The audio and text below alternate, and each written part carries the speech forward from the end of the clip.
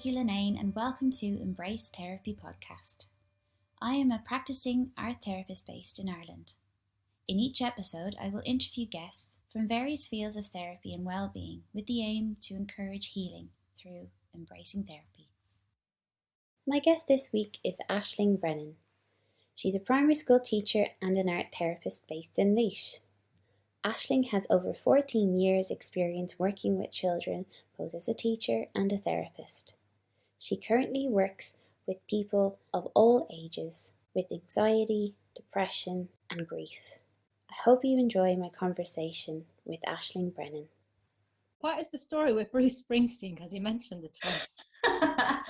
He has this cool show on Nova FM.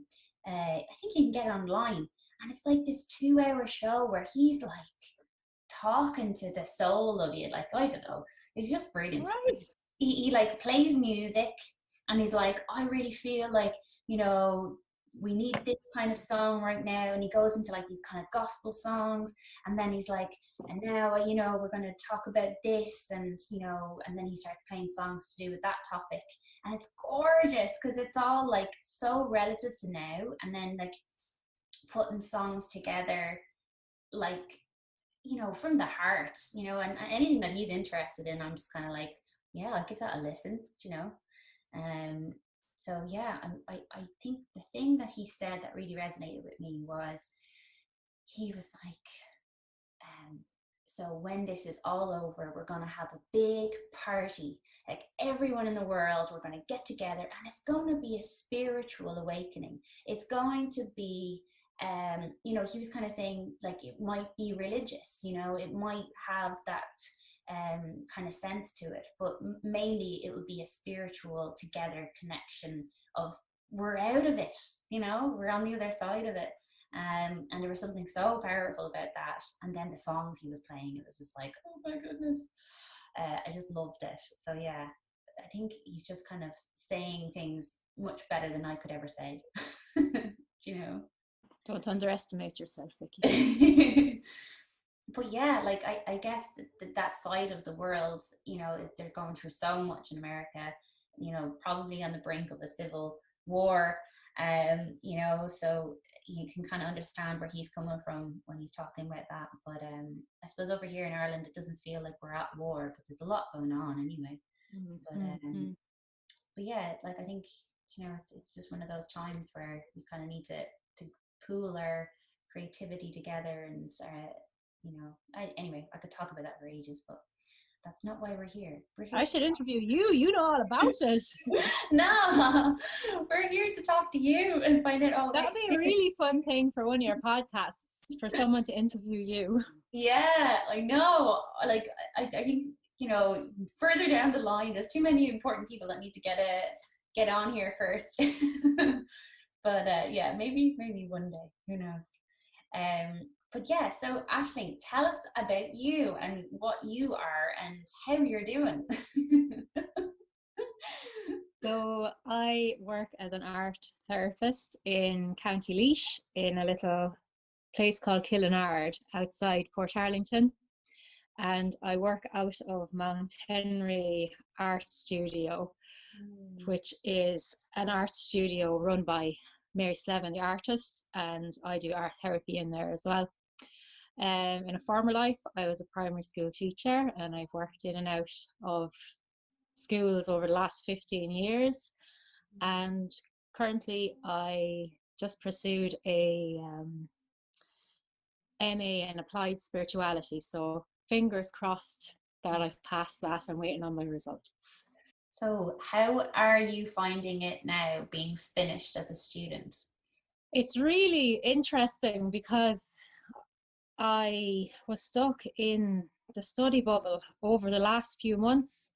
So while the world was falling apart, I had to focus on my essays and my thesis, etc.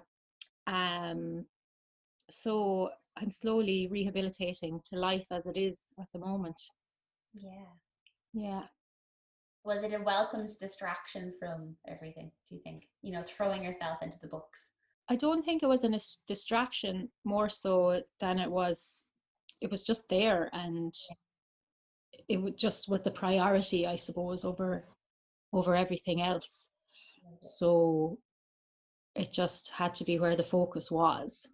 So why did you go in to do the applied spirituality? What was it that, was like, that's just something I need to know more of? Or was it just that you kind of fell upon it? I suppose I've always been searching. I'm a searcher, so the searching led me to the art therapy. And I got so much from that for my own personal searching, and then of course working with others and helping them search inside themselves. But there was just something more. So after I did the art therapy, I wanted to get more into the spiritual side of things. So I was looking up meditation courses, or just to do something, and I found spiritual accompaniment course. So I did that for 2 years, where I learned how to accompany other people on their spiritual journeys. Wow. And when I was doing that, some of the other people on the course had done the MA, and I just knew within myself that that was calling me. So I just applied, and then I was on it, and then I was wondering, what am I doing here? It was quite an intense year. Yeah. And you said that like art therapy called you as well. Is it something that you came upon when you were in the schools? Was it something like a need that you saw that needed to be met? Oh, for how did I come to art therapy? Yeah. I was struggling a lot with my life, actually, and I took some time away from teaching, and I did an art course, PLC course. And when I was doing the art in that course, it just opened up my life, and gave me just the freedom to express myself through another medium other than words. And it just revolutionized my own life. It was just such a safe place for me to express onto a page, just to get things outside of myself. And although there were other people in the class, when they looked at it, they might see something else in my drawings, and it just felt so safe to be able to externalize. And I was like, that's it. That's after doing so much for me. Let's see if I can do it for other people. So I came to art therapy through my own, I suppose, struggles. And now I use it to help other people empower themselves. Amazing. It's so refreshing to hear that it's from your own findings, that it's actually something that you have found helpful, and I just want to extend that help and tell the world. And I'm with you on that. Like, yeah, I just want everyone to know about it, the creative outlets, and how incredibly empowering they are. And like you said, just for the externalizing of thoughts and unwelcomed feelings, especially, get them out. And then it's interesting from a different perspective. Sometimes, like you said, like the classmates or whatever, looking at the work and seeing something you didn't see can be actually extremely helpful. Like, I love working in groups for that reason. It's really amazing, that peer part. And did you find when you were down, you studied in Cork as well, of course? Yeah, I did the MA in art therapy down in Crawford College of Art and Design in Cork. And did you find down there that the group itself as well was really a bonus to your learning? Like, the peer support part of it, the peer learning. Absolutely. Yeah, absolutely. I just really enjoyed being with people who were on my same wavelength and who had the same respect for art making and what it can bring, but also they had their own spins on where they were coming from, because they all were coming from different backgrounds and different art practices. And I really found us journeying together as a group very, very beneficial. And even now some of us still journey as a group as we move forward, have meet up every now and again or Zoom every now and again. So that's very enriching. They're very enriching experiences. Yeah, that connection that you make, that bond you fuse, it isn't broken very easily. So it's lovely to have you mightn't talk to them all the time, but it's nice that you know that they're there. And it is a different kind of support, I think. I would feel that from my own. Yeah, I guess the biggest part is the understanding, because they've done the course, they're coming from the creative background, they're working as art therapists, so they have the understanding of what it's like in this field. Yeah. And, speaking of the field as well, it's like, yes, we talk about the field of art therapy, but the wider field, of the healing, the field that you go into for healing, if we can keep with that metaphor, I think it'd be really powerful. So like, with your training now that you have, and it's probably very fresh in your mind, thinking about like, the connections you made with people in that group, but if you were to extend it and say like, oh, the collective, the community, the wider community, and how we're all really connected. But once we get into that field, that awakening, that creative part of us, it seems like we can help each other in such a more profound way. So like, when you're in that space in Cork and you're doing your training and you all are vulnerable and you're all opening up, and stepping into the field of the unconscious, that you learn so much about each other and about yourself. But if we were to do it as like a wider collective, like as a community, and tap into that a little bit more, it could just, the potential, like, it's just like unbelievable. But I suppose it's slowly getting that way, I think, with people. The more we're all seeing that we all have the same basic needs, and I think the pandemic has really helped with that. See that, like, once the basics have been met, sure, that's all that matters, and slowing it down to a pace where it's a little bit more easier to breathe, I suppose, is what I mean. But yeah, what I'm trying to say is that collective feeling of being met with an equal mind, and going into this kind of holding your hand or something, like, it's like it really helps. I'm going off on a tangent now, but like what I mean is, we talk about spirituality and it's such a vague term. I think a lot of people get lost in it. But if you were to think of it, like, what I'm trying to say is that field, the collective, the unconscious, and just tapping into it that way. Would that be a way of describing it, or could you describe it better than I have? Because I don't know, I haven't. Yeah, I suppose for my own studies, so it's a spiritual MA rather than a religious one. So I looked at interspirituality for my main spiritual framework. And within interspirituality, it's the spirituality of the heart, which takes in all religions, and also the work of Teilhard de Chardin, who writes about life and being as an unfolding of consciousness.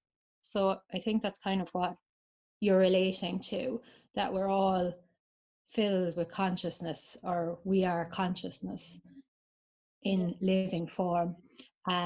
But our consciousness is layered by so many things that go on around us, and by trauma, and by society, and etc., etc. And it would be lovely if we could all tap into that basic consciousness, or that pure consciousness. But I do feel it's a delayering and a slow making our way from our surface mind down into our awareness and into our consciousness. And even as we've just spoken about my own journey, and coming from that quite topsy-turvy part of life, and learning how to express, and then moving into the emotional world and the mental world through art therapy and the use of creativity to access that. And now, while my spirituality has always been there, over the last year, just really putting my focus on it and dipping even more into that part of myself, into that consciousness part, into that awareness part, that takes time. It takes time, it takes support, it takes knowledge, it takes tools. So yeah, it would be lovely if we all lived from that part, but it's definitely an unfolding. And I do think you're right that COVID has in ways brought our awareness to those parts of our life that might have been covered over by racing out to do this and going to achieve at this and be successful at that. But it has brought our awareness back to the fundamentals and to the basics and to nature and to connections with others, or our lack of connection with others. But it's brought our attention to those. Yeah. It's just exactly that. It's like I'm sitting here in Selbridge, and I'm looking out the window and I'm seeing trees, and I'm just so fortunate that I've always had this space available to me, but not everybody has. But there was something about in the last while, everybody just noticing that there was a pull, get out into nature, let's get out there. And it was just that connected part. If I can't connect with a person, I need to connect with a thing, an other, a being. And there's something about the trees, especially, I'm not any different than the tree. There's nothing separate about me, that we're connected in the exact same way. It's like we both breathe, obviously the tree gives us oxygen. I could talk about that for ages, but I think the main thing I'm trying to say is that the oneness that we all need to remind ourselves and remember.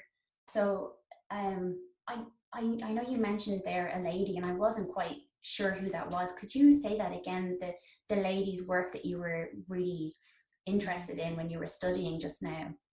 Yeah, it was actually a man. Was it? Sorry, beg your pardon. So it's Teilhard de Chardin, Okay. and his work was on the evolution of consciousness from the Big Bang to now. Yeah. And the other, I was actually interested in a lady as well, Elio Delio, and her work is on the metaphysical side of spirituality. So that we're all made of energy, and energy is but wave and particle, and everything is made of energy, and how we're all connected. So they were my two main influences over the last year. Yeah. So like metaphysics is just like an incredible topic, and maybe one that we could spend an entire podcast talking about someday. But just on that, so from like your recent studies, and now kind of returning probably back to work soon, how do you think your work and you as a therapist, how do you think that's going to be changed, like now that you're informed by this practice? I think, no, I know the course has changed me as a person. And like I said originally, I came to studying spirituality from that need of searching, and that need for searching is gone.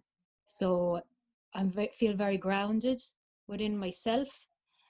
And I think that's the biggest gift that I can bring to my clients at the moment, is that groundedness to self, groundedness to something beyond myself, and that groundedness, or even connection, I should say, connection to myself, connection to something beyond myself, and connection to the other person. I think that's the biggest thing that I can bring at the moment. Yeah. So it's a real anchor for you to feel that connection. Yeah. Held by it. They can bring the waves and they can bring the storm, but the anchor is there. Yeah. So beautiful, actually. If that's what's happening in the day. Yeah, of course. Yeah. And it is just, it's so lovely to hear you say that, I'm not searching anymore. Like, I think that's so profound. And it's something, for right now in the whole world, we could all do with that part of us that's just being met, like to stop searching, for ourselves, to find that something's missing, that always the jigsaw puzzle with one piece missing kind of thing, there's always something like a gap. But yeah, I suppose if somebody was to be feeling that lack of connection, and they came to you, like, would you be able to, like, maybe walk us through some sort of step that you might take, like, without getting into too much of your practice, because everybody's individual and stuff, and but maybe there's some listeners out there that don't have an experience of art therapy, but also don't have an experience of what grounding and connection is. So, maybe is there something that you do with breathing? Maybe is there something that you do just in the first session to kind of help somebody? Like, I know you said there's some tools there. So I'm just curious to know if a client was to come in, if a person was to come into you and they were really feeling that piece of the puzzle was missing, um, what kind of space would you provide? What is the main thing, do you think? Okay.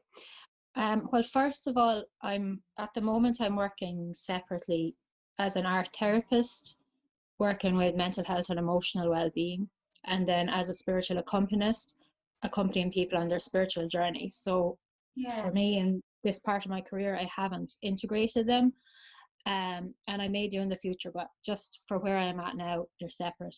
So if I was working with somebody in an art therapy session who was looking for grounding, we would work on the emotional grounding and the mental health, the thought grounding. And I think you hit the nail on the head when you said everyone's individual. So I would like to start by exploring with them when are the times that they feel grounded themselves or feel calm themselves, and what helps them with that. So working with what they have first before throwing in some extra things into the toolbox when they might have some resources themselves. Yeah. And then from a creative perspective, especially working with younger children, I like to work with sensory materials. So starting from the skin and moving inwards. So helping children just to get connected to the sensory materials and bring that to their awareness by asking them, how does it feel in your hands? Is it soft? Is it mushy? Is it hard? And then how does it feel inside? So that movement just from the sensory to the inner landscape. Yeah, that's And amazing. then, we might do breath work as well. I quite like the body and embodiment. So another area which may help with grounding may be some movement. So for example, I have a yoga ball in the studio that they can sit on, bounce on, roll on, maybe do some wall push-ups, maybe do some chair push-ups, just to get in contact with the body again. And then if I was working with someone in a spiritual accompaniment session and they were looking for that part that was missing, I work creatively in spiritual accompaniment. So I would ask them if they would be interested in making a representation of that, and then we just explore it. Yeah. Amazing. Like, it's I love working with the body as well, and there is something so gorgeous about the sensory part, whether it be the sand or clay or even just finger painting. It can be so amazing to see them connect. And then I came upon Kathy Malcody, and she was talking about how, the voice work and the throat chakra, and how to express the voice in the throat and give the feeling a sound, and then noticing where that sound is coming from in the body. So she actually does the sound, and then they do an image with the body and connecting with the art and the body and placing it in the body. So it's 3 layers. So there's like the layer of the voice, which is great to get that voice in, I think. And then that also has that vibrational kind of effect through the body, and that all the nerves and everything. And then the placement of the body is, again, another layer going in and linking it with the body. And then just the art was the part that is mapping it out on the body, which is just gorgeous. So it's something about the layers in it. And for someone like we were just kind of saying there, like hypothetically, was coming to you for that space and trying to wonder how, they always feel like something's missing or something. It's such a lovely place to start, connecting with the body and giving it some representation in the art as well when you're doing your spiritual work. It's lovely. Yeah. So you work with people of all ages, it sounds like. Yeah, I do. It's primarily children who come to me, but I have worked with adults as well. And then for that's for art therapy, and spiritual accompaniment is adults only. Yeah. At the moment. Yeah.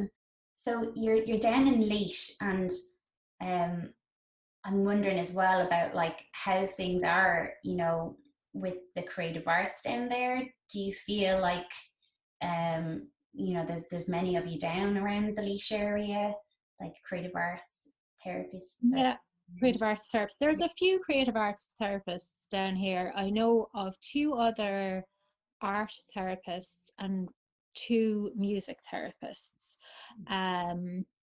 But it's still an area that is establishing itself down here in Laois. So hopefully over time, it'll be more well known around here. Yeah, absolutely. I think it is just spreading everywhere across the country, and it's wonderful that it's been offered in all the different places. Who's the biggest inspiration, I suppose, as an art therapist for you? My biggest inspiration is actually Dan Siegel, and he's not even an art therapist. And then my other biggest inspiration, who's not an art therapist either, is, what's his name? He does David Attenborough. Oh, yeah. Yeah. Yeah. So it's just not even his love of nature, but just his love of life, and his just sharing his wealth of knowledge about life. I suppose in his circumstances, it's nature, and his passion. I just love his heart. Yeah, I love his heart. His heart inspires. So Dan Siegel's brain inspires me as an art therapist, and David Attenborough's heart. Yeah. Oh gosh, that would be amazing, wouldn't it? I think, David Attenborough, if there was such thing as president of the world, I would nominate him every day of the week. And then vice president, Greta Thunberg. Yeah. Oh gosh. And then the art therapist that inspires me is Sean McNiff. Oh yeah. Gosh, yeah. Yeah, he really was one that I kind of came across earlier on in my my training. It's funny, I haven't looked at his work this year at all. So yeah, so his work, I suppose, would it be one to like you just go back to again and again, is it? Or yeah, I suppose I did a workshop, an intensive with Sean, a week-long intensive over in Leslie in Boston, and I just liked the way he the integration of he used a lot of like music, so he plays music as people are working, and just kind of the freedom and the dialoguing with the image, and yeah, really liked his stuff as well. Yeah. So when you say dialogue with the image, could you tell us a little bit more about that? Because that's having a chat. It's having a chat with your art. Yeah. So having a chat with it, and just letting the art out, and then talking to it and seeing what it has to say to you. Yeah. And listening to it. I think for me, like I love Leora Soto. She's just incredible. I've been lucky enough to go to one of her workshops down in Cork, actually, the summer school, Crawford Summer School. And she's just amazing. She's just one therapist who doesn't fear feeling the feelings with you. Like, so if you cry, she'll cry with you, and I think that's really nice. There's something about, yes, it's important to have someone who's steady. And I don't think she was unsteady, but there was just some mirroring and some real attunement, I suppose, to the feeling and the rawness that you're feeling. So I absolutely adore her. And she works a lot of the time with clay, and she's done books with her illustrations, which are clay, and still, you take the photograph and then you move it. What you call that? Stop motion. Stop motion. Yeah. So some of her illustrations would be that in kids' books and stuff. But she's amazing. And then Dan Siegel. Now I'm a big fan too. But yeah, so Dan Siegel, the thing I love most about him is the flipping the lid analogy. You know, for anyone that's not like familiar with him, how would you best describe his brain? Part you love so much. I really like Dan Siegel's work because he's research led, first of all. So he has put things to the test and try them out. And then I really enjoy reading his books and also hearing him speak, because the way he moves from the neuroscience into everyday language makes it accessible for me as a therapist, and also for the clients, the parents that I work with, and the clients that I work with. So that kind of seamlessness from the scientific to the therapy room is one thing that I really like about his work. I know his parenting books, for example, they're just so easy to step in and out of. Like, you don't need to feel like you need to just read the whole book at once. You can just dip in and out and get what you need from it at that moment.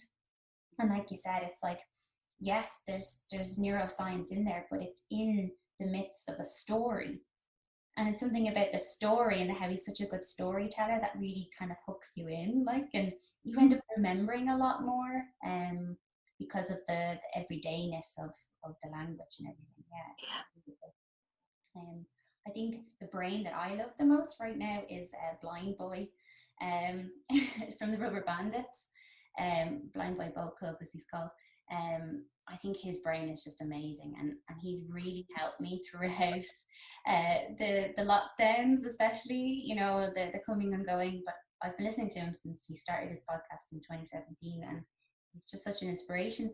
But there's something about, like, the way he can tell something about spirituality, something about the nervous system, something about mental health, and just make it entertaining, and it will actually just sink in with you a little bit more. It's much easier to, I don't know, for it to stick. Connect to it. Yeah, absolutely. Oh, it's great. So yeah, for me, I'm a big fan of his brain. I'll have to check that out. Yeah, do. Yeah, he's an artist as well, and he's written 2 books now, so he's quite good. But he's really open about his own mental health and his anxiety struggles, and how CBT has worked for him.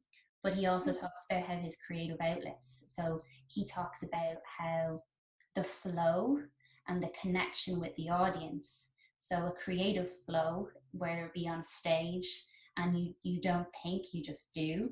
And then the connection and it being met by the audience. So for me as a therapist, I'm just thinking, okay, the flow for me in my work is the art flowing onto the page, or the movement, or the song, whatever it might be for that client.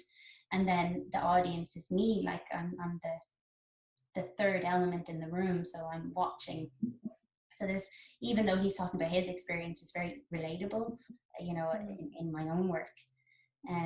So I think that's why as well I'm really drawn to him, you know. But yeah, like, would you like the kind of title more of creative arts therapist, because you're bringing in a little bit more, or what name do you think? No, I call myself an art therapist. Yeah. I think there's certain times where I say creative art therapist, but I think art therapist can kind of mean the arts as well. I think, kind of everything. Yeah. But so if somebody wanted to reach out and get in touch with you, how might they do that? How would they get in touch with you? Well, I have a mini website on the IACAT page, So if you type in IACAT and True Self, True Art into Google, that's my art service name. Or if you type True Self, True Art into Facebook or Instagram, then you'll find my pages. And I'm also available on 087 713 9015 or trueselftrueart@gmail.com. Oh, lovely, Aisling, brilliant. And of course, like you mentioned ICAT there, and we need to give you a shout out there. You've been huge for ICAT and for all us art therapists and creative arts therapists out there. You have, like, you've been the one, coordinating all those lovely self-care Sundays. Well, no, it's not been me on my own. There's been No, a few of us a team. involved. Yeah, no, there's been a team, but like, each individual has to take part for it to be a working thing. So, you deserve some credit there. So thank you very much for all the work you've done. Well, I have to say I really enjoy working with IACAT. I really enjoy the team that I work with, and I get really energized from it. So I get lots out of it. Yeah, that's brilliant. And with that, do you think that you might continue to do the work coming into the new year in 2021? Do you think, what might your role be? Do you think you might want to keep coming? Yeah. Yeah, I think so. I think we've done the group that I've been working with over the last 2 years have done a lot in my view anyway, and I'd like to see us moving forward with what we have put in place and different ideas that have come up, and see what happens next. Yeah. And of course, we only recently got Michael D. Higgins as our patron. Yes, that's brilliant news. Brilliant. It's really exciting. Yeah, like, gosh, he's such a good person to have on our side because he's president. But even to take away that title, if he was just Michael D. Higgins again, like, I would absolutely be delighted if he was our patron even before he was a president, because just what he is and his story of activism as well, and his love for the arts, and he's always been one for the arts, so it's fantastic to have him as our It's patron. definitely great to have him on board. Yeah, definitely. Aisling, it's been an absolute pleasure having you, and thank you so much for coming on and being the first art therapist that I interviewed and to be up on the podcast. It's been a real pleasure. Thanks so much, Vicky, for having me on. I've really enjoyed it. And best of luck with all your podcasts to come.